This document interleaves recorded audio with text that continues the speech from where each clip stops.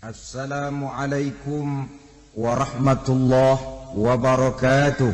Waalaikumsalam warahmatullahi wabarakatuh. Alhamdulillah wassalatu wassalamu ala sayyidina Rasulillah sayyidina wa maulana Muhammad ibn Abdullah wa ala alihi wa sahbihi wa mawala. La haula wa la quwwata illa billah, amma ba'du.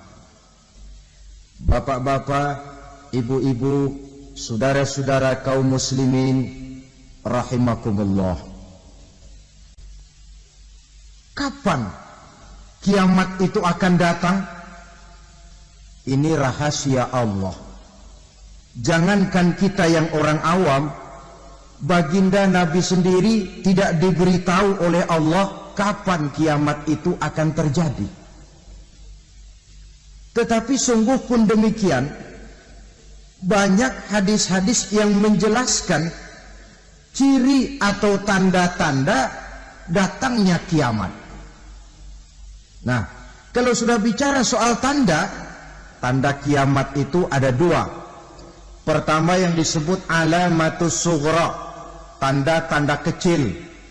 Ini waktunya masih ada tenggang. Ada yang dinamakan alamatul kubra, tanda-tanda besar. Artinya kiamat sudah diambang pintu. Apa tanda-tanda kecil dari datangnya hari kiamat itu? Misalnya kata Nabi, apabila ilmu sudah diangkat oleh Allah.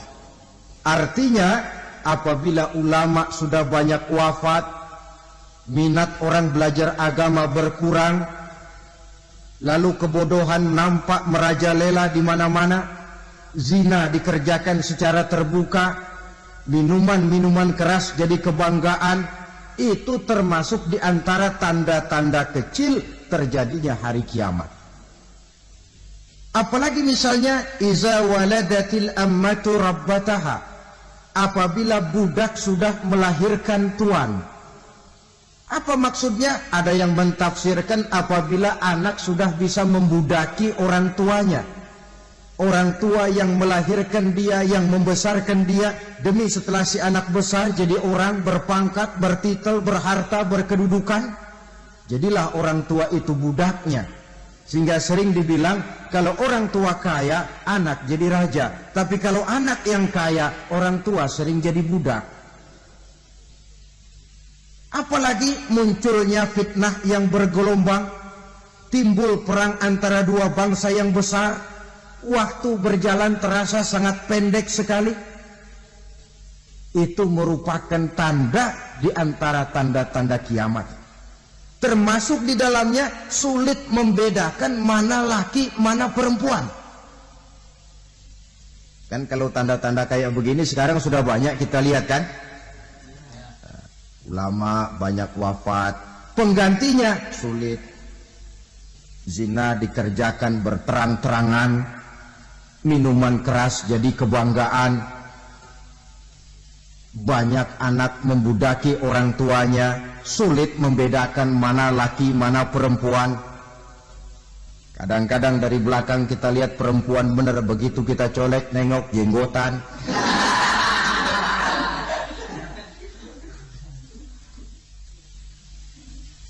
Ini termasuk tanda-tanda kecil, masih ada tenggang sampai akan terjadinya kiamat itu. Nah, yang dimaksud dengan tanda-tanda besar, ini tanda besar artinya kiamat sudah diambang pintu. Pertama, matahari terbit dari sebelah barat. Apabila matahari sudah terbit dari arah sebelah barat, tertutuplah sudah pintu taubat. Bersabda Nabi kita, la taqumus sa'atu hatta tatlu'a syamsu min maghribiha. Tidak akan datang hari kiamat sampai matahari terbit dari arah sebelah barat. Fa iza tala'at, manakala matahari telah terbit dari arah sebelah barat, wa ra'ahan nasu, manusia banyak menyaksikan itu, amanu ajma'un, mereka pun lalu beriman. yang tadinya kafir, yang tadinya ingkar, yang tadinya membangkang, setelah melihat matahari terbit dari sebelah barat, buru-buru beriman, berlomba-lomba mengucap 2 kalimat syahadat. Tapi apa yang terjadi? Kata Nabi, wadzalika hina la yanfa'u nafsan imanuha lam takun amanat min qabl. Hari itu adalah hari yang iman sudah tidak berguna lagi bagi seseorang apabila sebelumnya memang dia tidak pernah beriman. Au kasabat fi imaniha khaira, atau beriman tetapi tidak pernah melakukan kebajikan di dalam keimanannya itu. Hari yang sudah kasib, hari yang sudah terlambat, beriman tidak akan ada gunanya lagi. Ini pelajaran buat kita. Sebelum sang surya terbit dari sebelah barat, sebelum nafas sampai di tenggorokan, artinya pintu taubat masih terbuka. Kalau 2 hal itu sudah terwujud, nafas sudah sampai di kerongkongan atau matahari sudah terbit dari arah sebelah barat, tertutuplah sudah pintu taubat. Tak ada lagi gunanya pangkat, jabatan, harta, bahkan beriman pun dalam suasana macam itu too late, kata orang Kulon. Sudah terlambat. Matahari terbit dari arah sebelah barat, itu tanda besar, artinya kiamat sudah diambang pintu. Lalu apalagi tanda besar? Munculnya Dajjal. Dajjal artinya pendusta-pendusta yang menyesatkan manusia. Ada 2 macam Dajjal, saudara. Ada Dajjal kecil, ini Dajjal kelas teri. Kalau ini sejak zaman Rasulullah sudah ada itu. Tiap zaman ada. Di zaman Rasulullah misalnya ada yang bernama Aswad al-Unsi dari Yaman. Ada yang namanya Musailamah al-Kazzab dari Yamamah. Ada yang namanya Ibnu Sayyad dari Madinah. Ini Dajjal di zaman Rasul. Musailamatul Kazzab memproklamirkan diri jadi nabi dia. Di zaman Rasul masih hidup. Ini Dajjal zaman Nabi. Di zaman sahabat muncul Dajjal. Di zaman kita sekarang ini Dajjal pun gentayangan. Dajjal kelas teri.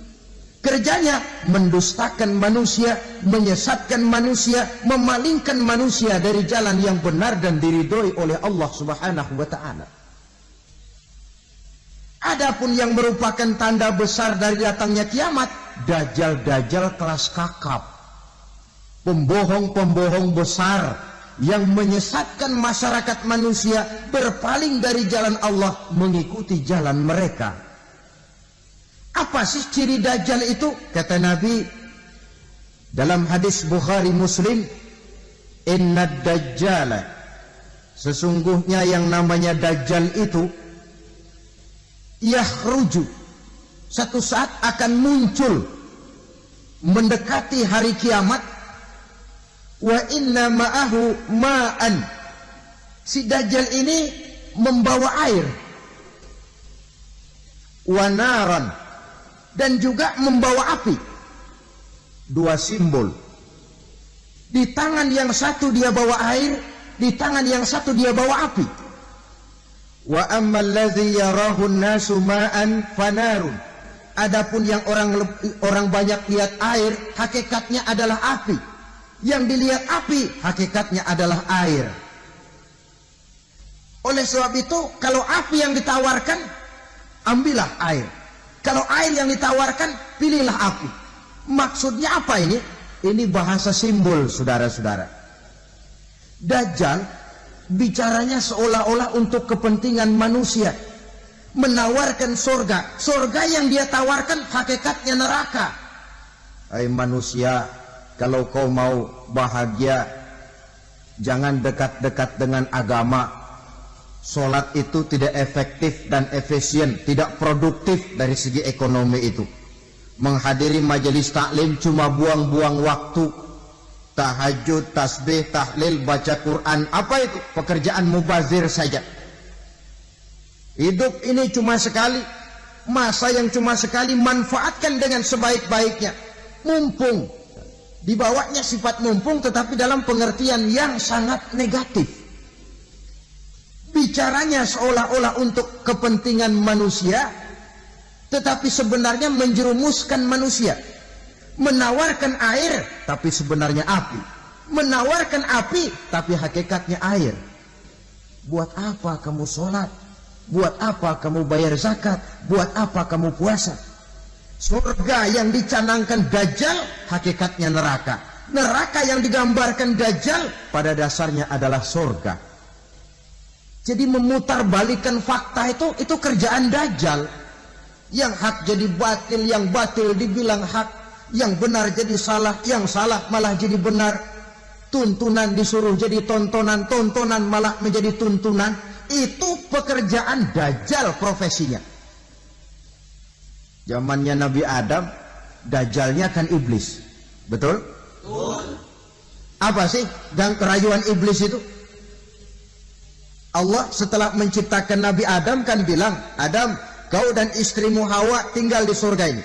Seluruh fasilitas yang ada di surga persilahkan kau nikmati. Satu yang tidak boleh, jangan coba-coba dekati pohon khuldi. Dekat saja jangan, apalagi sampai memetiknya. Datang Dajjal yang namanya iblis ini. Adam, kamu tahu nggak kenapa tidak boleh makan buah khuldi? Ya nggak tahu, pokoknya saya dilarang. Bodoh kamu, Dam. Khuldun artinya kekal. Kalau kamu makan itu buah, kau akan kekal di surga buat selamanya. Allah tidak kepengen, maka dilarang kamu makan buah khuldi. Kalau kau ingin kekal di surga, Adam, makan saja. Saya bicara begini ini untuk kepentingan kamu, Adam. Ini kan ciri-ciri Dajjal. Bicaranya sih seolah-olah untuk kepentingan Nabi Adam. Hakikat sebenarnya menjerumuskan Nabi Adam supaya ingkar dan melanggar larangan dari Allah Subhanahu wa ta'ala. Jadi setelah muncul Dajjal, timbul kekacauan-kekacauan di masyarakat. Banyak yang terpengaruh, terpedaya dan terpesona. Termasuk mereka yang memproklamirkan diri jadi nabi. Mereka yang memproklamirkan diri jadi rasul di zaman sesudah Rasulullah wafat, itu adalah Dajjal-Dajjal. Maka saya ingatkan, kalau di zaman kita sekarang ini ada orang ngaku jadi nabi, ada orang ngaku jadi rasul, biar bahasa Arabnya kental, Quran hafal, hadis ribuan hadis hafal, biar pakai serban sampai menyengser ke tanah, bahasa Arabnya fasih, tapi dia mengaku jadi nabi, jadi rasul, kita umat Islam wajib tidak percaya. Wajib untuk tidak percaya. Itulah Dajjal-Dajjal zaman kita sekarang ini. Tidak mustahil mereka datang mempengaruhi orang-orang awam supaya berpaling dari Rasulullah, mengikuti mereka. Nah, di akhir zaman nanti, mendekati hari kiamat, Dajjal ini muncul. Dajjal kelas kakap, menyesatkan masyarakat manusia untuk berpaling dari Islam, mengikuti seruan mereka. Apalagi di antara datangnya kiamat itu, tanda yang besar itu, turunnya Nabiullah Isa Al-Masih, putra Maryam. Menurut berbagai hadis yang sahih, Nabi Isa Al-Masih nanti akan turun lagi. Tidak membawa risalah yang baru, tapi meluruskan risalah Islam ini yang telah banyak ditinggalkan oleh masyarakat. Bahkan ada hadis menjelaskan beliau akan membunuh Nabi, mematahkan kayu-kayu salib, lalu melaksanakan haji dan umrah mengikuti syariat Nabi Muhammad, bukan membawa agama baru.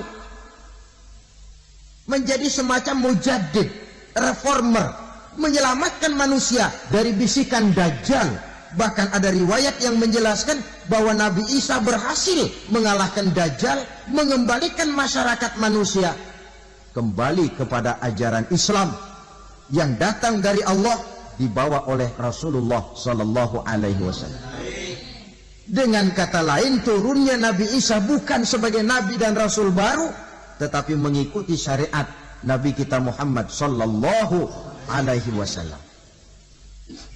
Saudara hadirin, ibu-ibu hadirat yang saya hormati, kemudian apalagi di antara tanda-tanda besar akan datangnya kiamat itu? Keluarnya asap atau awan. Kata Nabi, inna min asrati sa'ah dukhanan yamla'u ma bainal masyriqi wal maghrib. Di antara tanda-tanda kiamat munculnya awan atau asap yang memenuhi antara langit dan bumi. Ini pun diperkuat dalam surah Ad-Dukhan ayat 10. Fartaqib yauma ta'ti as-sama' bidukhanin mubin fayughshan nas hadza azabun alim. Bagi orang-orang yang beriman, mereka biasa-biasa saja. Tapi bagi orang kufur, datangnya asap dan awan ini merupakan azab yang kelewat pedih. Barangkali sedikit mendekati gambaran tentang azab yang pedih ini, saya ingatkan alam pikiran kita kepada peristiwa yang belum lama terjadi. Pernah dengar berita bocornya reaktor nuklir di Chernobyl, Uni Soviet? Pernah dengar? Bocornya reaktor nuklir di Chernobyl yang mengakibatkan ratusan bahkan sangat mungkin ribuan nyawa. Cuma satu reaktor. Bagaimana kalau seluruh cadangan nuklir yang dimiliki oleh para negara adik kuasa ini diledakkan? Bahkan yang konon menurut catatan, cadangan nuklir yang dimiliki bersama oleh Amerika dan Rusia sekarang ini sudah sanggup memusnahkan 6 miliar manusia. 1,5 kali lebih banyak dari jumlah manusia yang nongkrong di permukaan bumi ini. Saudara-saudara hadirin yang saya hormati, lalu saat mendekati hari kiamat, apalagi tandanya? Setelah Nabi Isa wafat, pada saat turunnya yang kedua kali, lalu Allah meniupkan angin sejuk. Semua orang-orang beriman, orang-orang baik wafat, sehingga penghuni bumi ini cuma tinggal lagi terdiri dari orang-orang kafir. Tidak ada lagi di bumi ini yang bisa mengucapkan Allah. Sehingga dalam hadis qudsi itu ada keterangan, innallaha azza wa jalla yaqulu li Israfil. Allah pernah pesan kepada malaikat Israfil. Kata Allah, Israfil, iza sami'ta qailan yaqul Allah Allah fa akhirin nafah 40 sanatan ikraman liqailiha. Hai Israfil, apabila kau dengar di permukaan bumi masih banyak orang yang mengucapkan Allah Allah, maka tunda sangkakala kiamat itu 40 tahun. Untuk apa? Ikraman liqailiha, menghormati orang yang mengucapkan Allah Allah itu. Wah, jadi karena sekarang masih banyak yang mengucapkan Allah, besar hatilah kita, masih jauh kiamat itu. Tapi jangan lupa, kiamat pribadi, kiamat kecil itu yang nggak kita sangka-sangka. Ajal datang mencabut nyawa, itu kiamat pribadi, dan itu yang pasti kita hadapi, dan itu yang membuat kita tidak boleh bersikap main-main di dalam kehidupan sekarang ini. Saudara hadirin yang saya hormati, tidak ada lagi orang-orang muslim. Seluruh penduduk dunia ini kafir. Lalu terciptalah struktur sosial yang berlandaskan prinsip hidup semau gue. Bakal terjadilah prinsip di mana yang kaya menyantap yang miskin, yang kuat menindas yang lemah. Hidup sudah bagaikan di rimba belantara. Berlaku hukum rimba, siapa yang kuat dia yang menang, siapa yang lemah menjadi mangsa. Timbul kekacauan, maksiat merajalela, munkarat menjadi-jadi, sehingga isi bumi ini penuh dengan segala macam perbuatan dosa. Tidak ada perlunya lagi alam diperpanjang temponya. Datang saat yang sudah dijanjikan oleh Allah Azza wa Jalla, maka terjadilah yang disebut kiamat kubra, kiamat besar, kiamat hancur-hancuran. Bagaimana kejadian ini dimulai? Dalam surah Az-Zumar ayat 68, Allah Subhanahu wa taala berfirman, "Wa nufikha fis-suri fasa'iqa man fis samawati wa man fil ardi illa man syaa Allah." Maka manakala ditiuplah sangkakala, terkejutlah seluruh yang ada di langit dan seluruh yang ada di bumi. Bila saat kiamat datang, Allah perintah malaikat Israfil, Israfil, tiup sangkakalamu. Ditiuplah sangkakala oleh malaikat Israfil. Yang akibat daripada tiupan itu, seluruh yang ada di langit, seluruh yang ada di permukaan bumi terkejut. Yang ada di langit siapa? Malaikat kan. Bayangin aja kalau malaikat kaget, apalagi kita. Terkejut seluruh makhluk yang ada di bumi, yang ada di langit mendengar suara sangkakala itu. Bunyinya tidak sanggup kita bayangkan dahsyatnya. Ledakan nuklir, ledakan neutron, belum apa-apa ketimbang bunyi sangkakala malaikat Israfil ini. Nah, lalu mendengar bunyi sangkakala ini, gemparlah makhluk, kacaulah alam.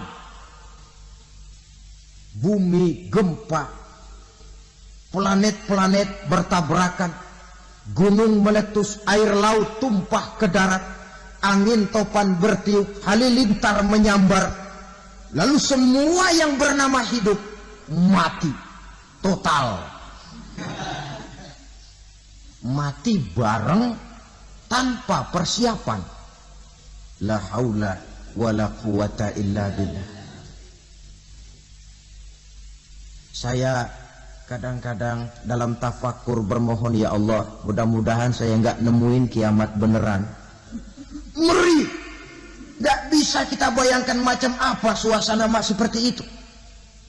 Allah saja banyak memberikan gambaran, misalnya Al-Qari'ah, wa mal qari'ah, wa ma adraka mal qari'ah. Kejadian yang menggemparkan. Tahukah kamu apa kejadian yang menggemparkan itu? Yauma yakunun nasu kal farasil mabsus wa takunul jibalu kal ihnil manfus. Pada saat itu manusia berterbangan bagai kupu-kupu. Gunung berterbangan seperti kapas ditiup angin. Gunung saja macam kapas, konon lagi manusia. Kematian total, mulai semut sampai gajah mati. Jin mati, iblis mati, malaikat mati. Malaikat saja mati. Saudara hadirin yang saya hormati, kematian total yang tanpa persiapan. Orang bilang, Pak, kalau mati bareng begitu yang repot malaikat maut dong ya. Cabut sana, cabut sini. Itu kalau menurut logika kita. Mestinya begitu menurut logika. Tapi logika juga yang bilang nggak perlu serepot itu. Sebab untuk mematikan listrik di wilayah DKI, di wilayah Jakarta, nggak perlu tiap rumah didatengin matiin ya lama. Cukup dari kantor pusatnya saja PLN tekan satu tombol, gelaplah seluruh Jakarta. Saudara hadirin yang saya hormati, kematian total. Lalu setelah kematian total, planet-planet juga mati, dalam arti tidak bergerak dan beredar. Angin mati, dalam arti tidak bertiup. Air mati, dalam arti tidak ada riak gelombang. Pokoknya semua mati. Kullu nafsin za'iqatul maut, semua yang bernafas mati. Dalam ayat lain, kullu man 'alaiha fan, semua yang ada di permukaan bumi fana. Yang kekal cuma Allah Subhanahu wa ta'ala. Yang paling belakang mati malaikat maut dan malaikat Israfil. Tapi mati juga sesuai dengan janji Allah. Menurut hadis Bukhari Muslim dari Abi Hurairah, masa tenggang waktu antara kematian total pada tiupan sangkakala pertama dengan proses kebangkitan pada tiupan sangkakala kedua 40 lamanya. Tidak dijelaskan oleh Abi Hurairah 40 jam, apa 40 hari, apa 40 tahun. Hadis-hadis cuma menyebutkan 40 saja.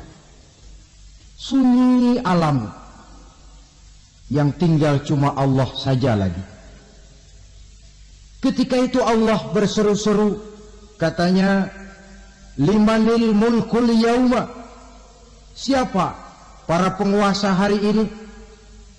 Mana itu raja-raja dan penguasa yang dulu mengaku jadi Tuhan? Fir'aun. Mana Fir'aun sekarang?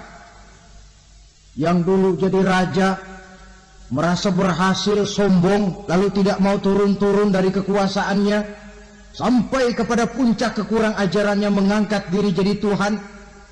Mana itu Fir'aun? Namrus. Mana sekarang Namrus? La ilaha illa ana. Ternyata tidak ada Tuhan lain selain daripada aku, kata Allah. Proses kemudian, saudara-saudara, turunlah hujan dari langit. 40 lamanya hujan itu. Tidak jelas juga 40 jam apa 40 hari. Setelah air turun membasahi, datanglah tiupan sangkakala yang kedua. Semua yang bernama mati bangkit dari kuburnya masing-masing. Ini yang disebut Yaumul Ba'thi, hari kebangkitan. Allahu Akbar. Pada saat kita bangkit dari kubur kita masing-masing, kumpul di padang mahsyar namanya. Bayangin aja, saya sendiri nggak sanggup bayangin. Manusia sejak zaman Adam sampai zaman kiamat kumpul bareng di tempat sama. Berapa banyaknya itu?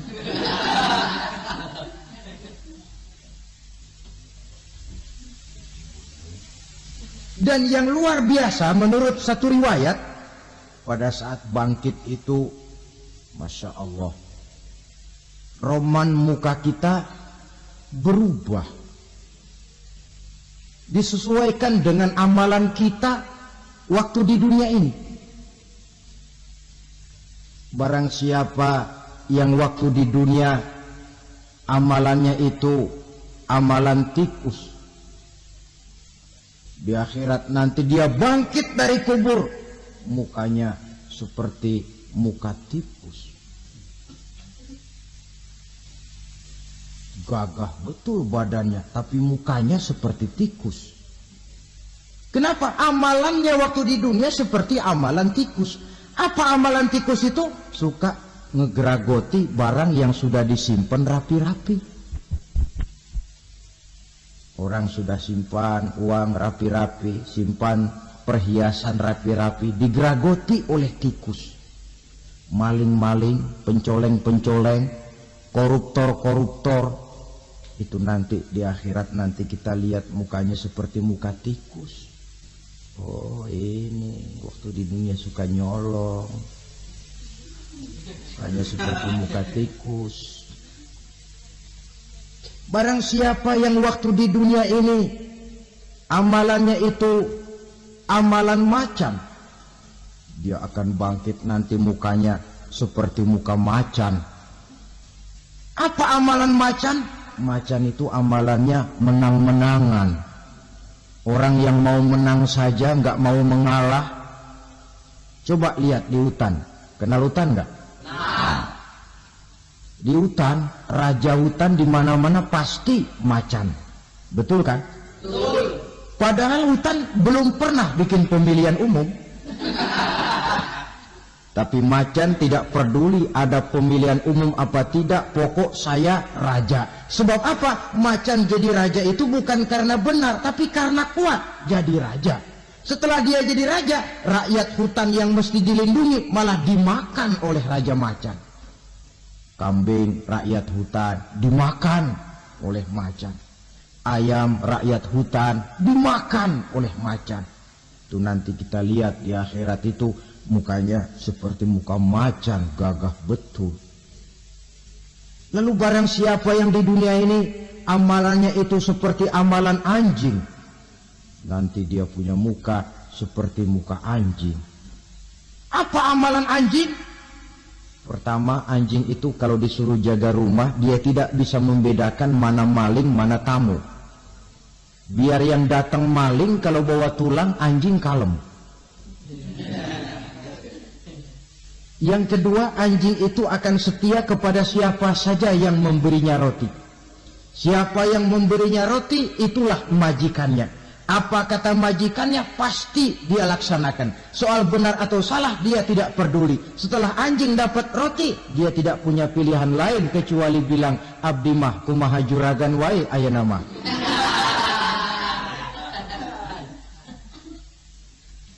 Saudara hadirin yang saya hormati, berkumpul di padang mahsyar, tiap orang sibuk dengan persoalannya masing-masing. Matahari waktu itu didekatkan oleh Allah, panas luar biasa. Ada yang saking panasnya itu mencucurkan peluh keringat sampai sebatas mata kakinya. Ada yang keringatnya sampai sedengkulnya, ada yang keringatnya sampai sepusatnya, ada yang keringatnya mengalir sampai sebahunya, ada yang kelelap oleh keringatnya sendiri, sementara orang di sampingnya nggak apa-apa. Bergantung lagi amalan dia waktu di dunia ini. Saudara-saudara, sebagian orang dalam kepanikan padang mahsyar berombong-rombong datang mereka menghadap Nabi Adam. Ya Adam, anta abal bashar. Hai Adam, Tuhan adalah bapak moyang manusia. Kami sebentar lagi akan disidang, dimintakan pertanggungan jawab. Tolonglah kami, hai Adam. Kata Nabi Adam, jangankan nolongin sampean, saya sendiri tanggung jawab di hadapan Allah. Ketika dulu tidak boleh makan khuldi, saya serobot. Sudahlah, urus diri masing-masing saja, nafsi. Begitu kata Nabi Nuh, begitu kata Nabi Ibrahim. Tiap orang bertanggung jawab sendiri-sendiri. Ketika itulah saudara-saudara, nikmatnya menjadi umat Nabi besar Muhammad sallallahu alaihi wasallam. Sebab apa? Walaupun menurut abjad kita ini umat paling belakang, karena paling belakang kita ini toh, karena Nabi Muhammad adalah Nabi akhir, tapi akan dihisab lebih dulu, lewat di atas sirat lebih dulu, masuk surga lebih dahulu ketimbang umat-umat belakangan. Ketika Rasul mendekati ajal, beliau tanyakan itu kepada malaikat Jibril. Malaikat Jibril berkata, Muhammad jangan khawatir, Allah sudah berjanji, inni haramtul jannata ala sairil anbiya hatta tadkhulaha anta wa haramtuha ala sairil umami hatta tadkhulaha ummatuka. Surga aku haramkan buat seluruh nabi kecuali kalau engkau Muhammad sudah masuk ke dalamnya, dan surga aku haramkan buat seluruh umat kecuali kalau umatmu Muhammad sudah masuk ke dalamnya. Logikanya, walaupun menurut abjad kita umat paling belakang, bakal dihisab paling dulu, lewat di atas sirat paling dulu, masuk surga paling dulu, kalau mampir ke neraka juga paling dulu. Ya resiko, jangan mau enaknya aja paling dulu. Saudara hadirin yang saya hormati, setelah masa kebangkitan itu jangan dikira begitu bangkit langsung diperiksa, masih menunggu menanti ribuan tahun perhitungan padang mahsyar untuk sampai kepada proses yang disebut yaumul hisab, hari perhitungan. Seorang demi seorang bakal dipanggil. Bayangkan saja, kita se-RT saja di absen, kadang-kadang perlu waktu lama. Ini manusia sejak zaman Nabi Adam sampai datang hari kiamat, satu demi satu disidang di hadapan Qadhi Rabbul Jalil. Status sosial copot sudah waktu itu. Yang pernah jadi hartawan di situ tidak lagi kelihatan kehartawanannya. Yang pernah jadi jenderal tidak lagi dipanggil jenderalnya. Yang ustadz tidak lagi dipanggil al-mukarramnya. Seluruh status sosial selesai. Dipanggillah kita seorang demi seorang menghadap Qadhi Rabbul Jalil. Bagaimana proses penghisaban itu? Pertama proses tanya jawab. Di antaranya ada hadis menyatakan lan tazula qadama 'abdin yaumal qiyamah hatta yus'ala an arba'i khisalin. Besok di hari kiamat tidak akan bergeser telapak kaki seorang hamba sampai dia ditanya lebih dulu tentang 4 persoalan. Tentang ilmunya. Kemana ilmu itu diamalkan? Tentang umurnya. Di mana umur itu dihabiskan? Tentang masa mudanya. Kemana masa muda itu dipakai? Tentang hartanya. Dari mana harta itu didapat dan kemana harta itu dibelanjakan. Ini termasuk proses tanya jawab. Jadi kalau istilah pengadilan dunia, nama Fulan bin Fulan. Kamu waktu di dunia diberikan umur panjang untuk apa? Pernah mengalami masa muda, kemana kau habiskan masa remajamu? Kau diamanahkan ilmu, dengan apa ilmumu kau amalkan? Kau diberikan harta, dari mana harta kau dapat, kemana kau belanjakan? Tak seorang pun yang bisa mungkir. Sebab apa? Dikala itu yang menjadi saksi bukan orang. Yang menjadi saksi adalah seluruh anggota badan kita. Tangan bicara, kaki jadi saksi terhadap seluruh amalan yang pernah kita kerjakan pada saat kehidupan di alam dunia ini. Selesai proses tanya jawab, lalu diperlihatkan buku catatan kita waktu hidup di dunia ini. Jangan lupa Allah itu menyiapkan 2 superkomputer kepada kita. Sebelah ditempelin sebelah kanan, yang sebelah tempelin di sebelah kiri. Komputer itu namanya Raqib dan Atid.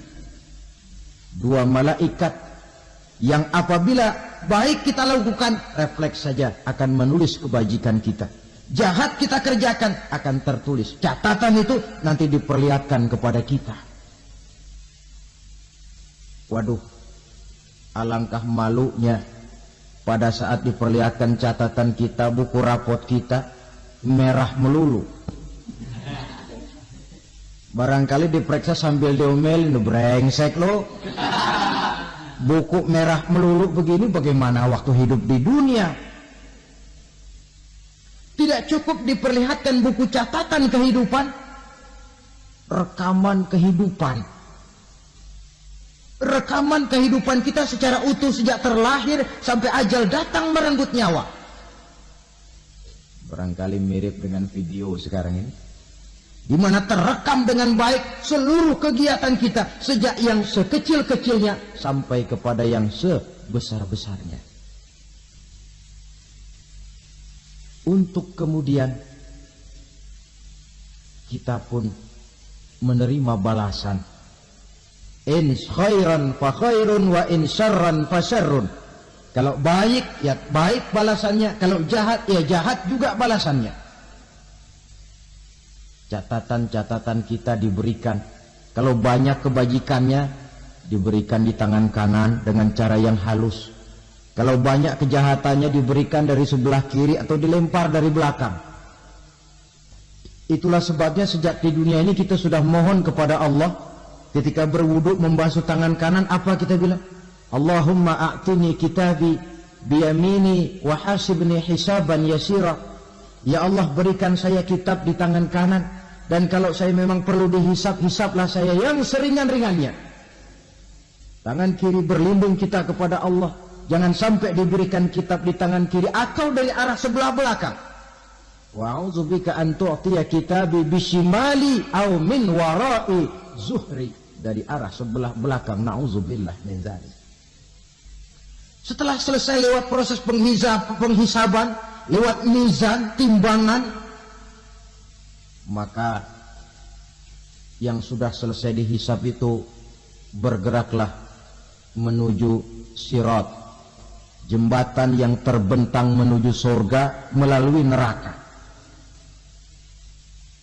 Saudara-saudara, panjangnya perjalanan sirat itu memakan waktu ratusan tahun. Tetapi orang yang lewat di atas sirat pun macam-macam, bergantung amalannya ketika di dunia ini. Ada yang lewat di atas sirat itu kalbarkil khatib, seperti kilat yang menyambar, lep, sudah sampai dia di surga. Cepat bukan main. Ada yang lewat di atas sirat itu seperti orang lari-lari. Ada yang lewat di atas sirat itu seperti orang jalan biasa. Ada yang sambil merangkak, ada yang sambil ngesor, ada yang sambil gelayutan.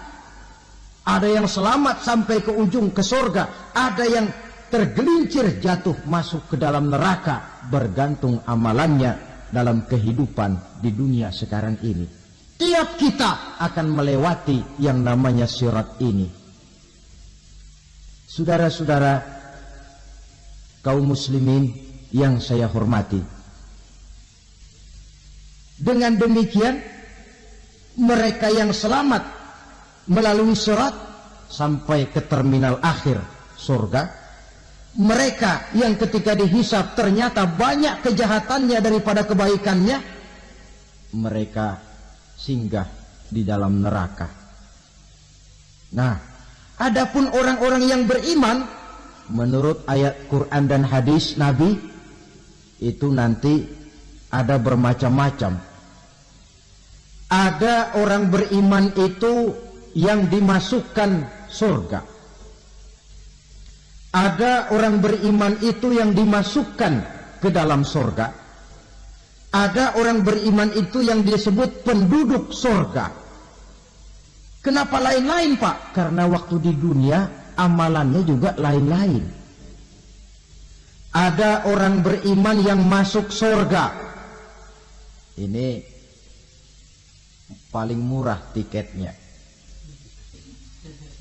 Mau masuk surga?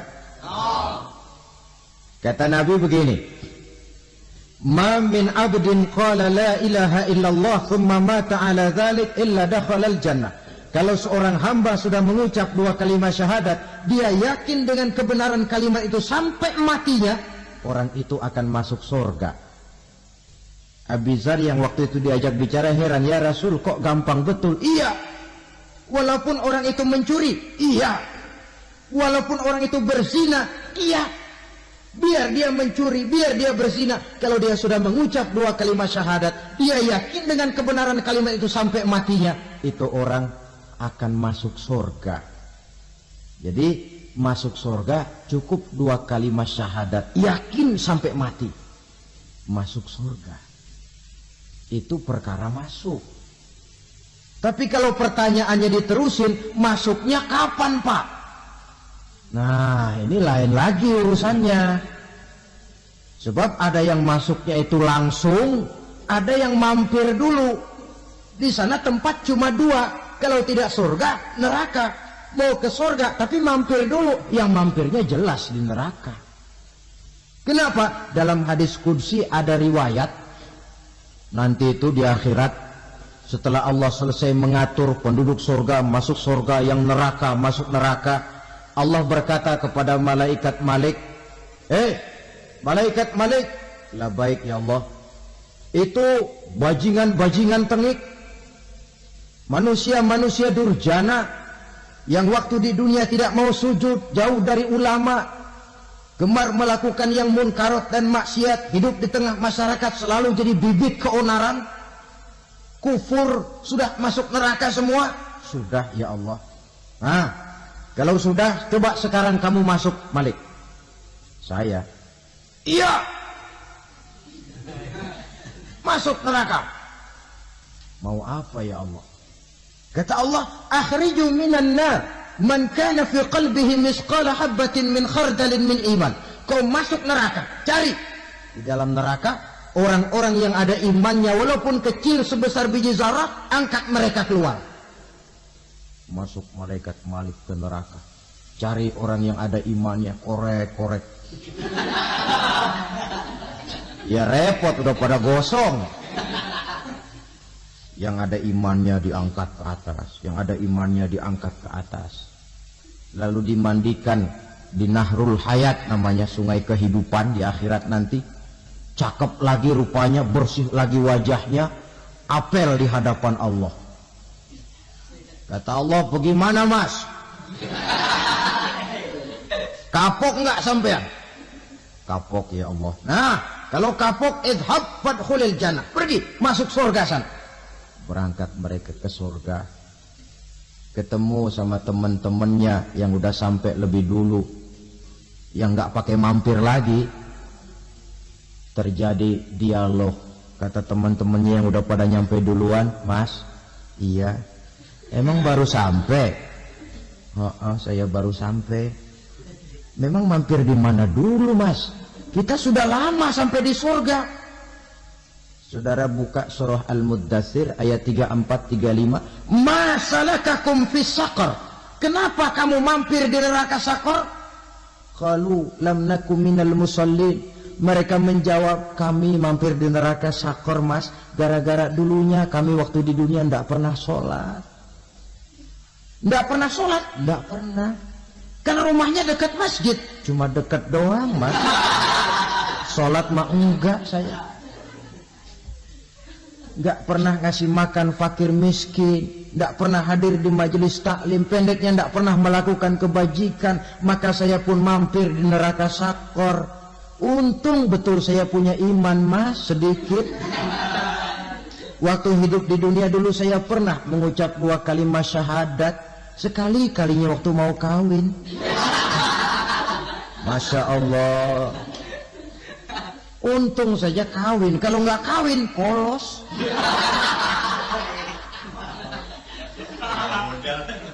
Itu juga pengulu sudah setengah mati ngajarin.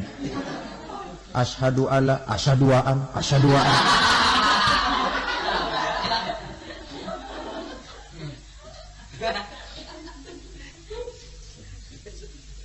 Ini namanya masuk surga, ada mampir dulu.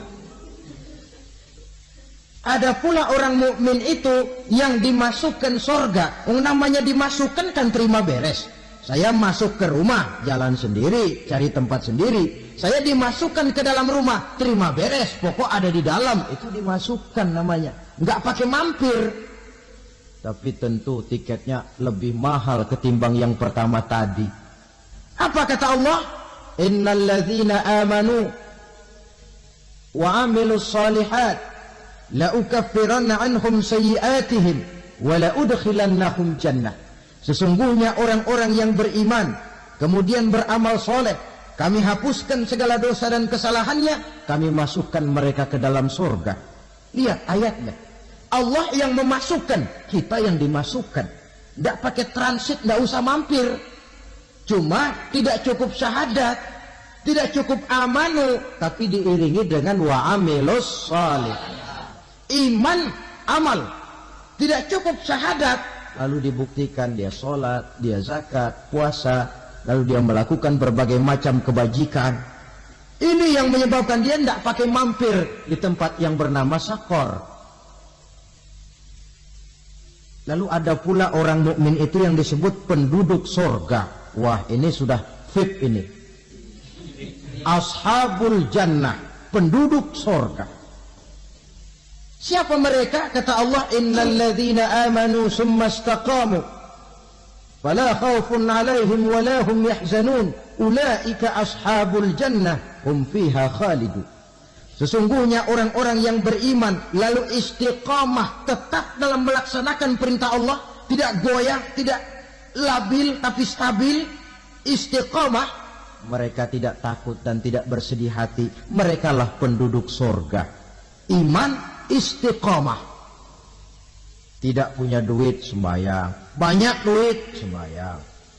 Miskin, sembahyang. Kaya, tetap sembahyang. Istiqamah. Kadang orang kalau susah rajin ke masjid, banyak duitnya ngelihat masjid melengos. Itu yang dibilang waktu miskin hamba Allah, setelah kaya jadi hamba harta. Bergeser, tidak ada nilai istiqomahnya. Saudara-saudara, dengan begitu penduduk neraka itu dua. Ada penduduk permanen, ada penduduk yang semi permanen. Yang semi permanen orang-orang beriman yang mempunyai dosa besar. Mereka masuk ke neraka untuk menerima azab sesuai dengan dosanya. Bila selesai masa azab itu, mereka akan diangkat untuk ditempatkan kembali ke dalam surganya Allah Subhanahu wa ta'ala. Nah, dikala itulah saudara-saudara, ada yang disebut syafaat dari Rasulullah Sallallahu Alaihi Wasallam. Tapi tentu jangan lupa, syafaat ini ibarat kain menambal dia. Kita punya kain bolong-bolong sedikit, syafaat yang menambal.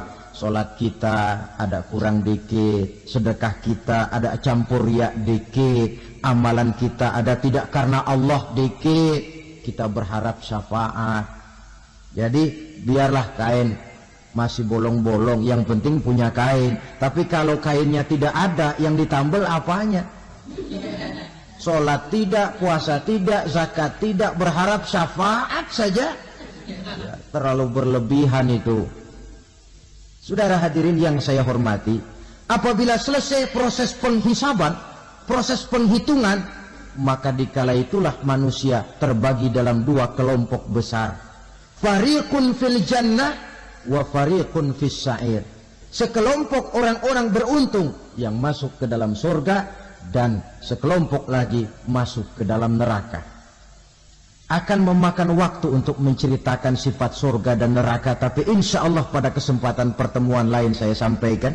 Namun sebagai gambaran umum cukuplah saya sampaikan sebuah hadis qudsi. Allah jelaskan, a'dadtu li'ibadiyas salihin ma la 'ainun ra'at wa la uzunun sami'at wa la khatara fi qalbil bashar. Aku sediakan buat hamba-hambaku yang soleh, yang tidak pernah terlihat oleh mata, tidak pernah terdengar oleh telinga, dan belum pernah terdetik dalam hati manusia. Jadi kenikmatan surga belum pernah dilihat mata, belum pernah didengar telinga, belum pernah terdetik dalam hati. Pedihnya azab neraka belum pernah terlihat mata, belum pernah terdengar telinga, belum pernah terdetik dalam hati. Saudara hadirin yang saya hormati, oleh karena itu sebagai uraian akhir daripada kiamat ini, marilah sama-sama kita memanfaatkan hidup dengan sebaik-baiknya, supaya jangan timbul penyesalan di hari kemudian nanti. Mudah-mudahan kita seluruhnya diselamatkan Allah dari azab neraka dan mendapat surga dan ridhonya. Sekian dan demikianlah pertemuan kita kali ini. Terima kasih banyak atas segala perhatian. Mohon maaf atas segala kekurangan. Usikum wa nafsi bitaqwallah. Wassalamualaikum warahmatullahi wabarakatuh. Waalaikumsalam.